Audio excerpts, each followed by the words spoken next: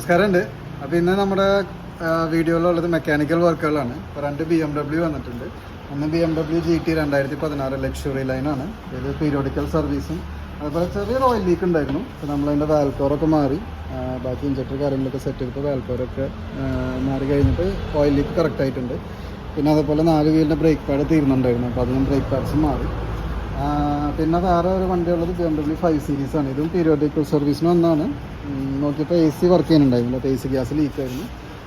നമ്മൾ ഡയഗ്നോസ് ചെയ്തപ്പോൾ കംപ്രസറാണ് കംപ്ലയിൻറ്റ് കാണിച്ചത്. അപ്പോൾ കംപ്രസർ റിപ്പയർ ചെയ്തിട്ട് നമ്മൾ റീഫിറ്റ് ചെയ്തു.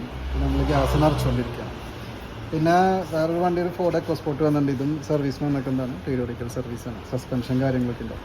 അപ്പോൾ നമുക്ക് എല്ലാ വണ്ടികളുടെയും പ്രീമിയം വണ്ടികളാണെങ്കിലും അല്ലെങ്കിലും നമുക്ക് എല്ലാ വണ്ടികളുടെയും സ്പെയർസ് അവൈലബിൾ ആണ്. നമുക്ക് സ്പെയർസ് കിട്ടാൻ ബുദ്ധിമുട്ടൊന്നുമില്ല.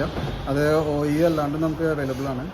പിന്നെ അതേപോലെ തന്നെ നമ്മൾ പഴയ വീഡിയോസ് കാണുമ്പോൾ ചിലപ്പോൾ തോന്നിയിട്ടുണ്ടാവും നമ്മൾ ബോഡി ഷോപ്പ് ആക്ടിവിറ്റീസ് മാത്രമേ ഉള്ളൂ.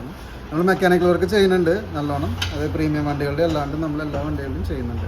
അപ്പോൾ നിങ്ങളുടെ വണ്ടികൾക്കോ അല്ലെങ്കിൽ നിങ്ങൾക്ക് അറിയുന്ന ആർക്കെങ്കിലും ഇതേപോലെ ആവശ്യങ്ങളുണ്ടെങ്കിൽ നമ്മുടെ വീഡിയോസൊക്കെ ഒന്ന് അവർക്ക് ഷെയർ ചെയ്യുക. അതുപോലെ നമ്മുടെ പേജ് ലൈക്ക് ചെയ്യുക, ഫോളോ ചെയ്യുക, ഷെയർ ചെയ്യുക. അപ്പോൾ സ്റ്റേ ട്യൂൺ.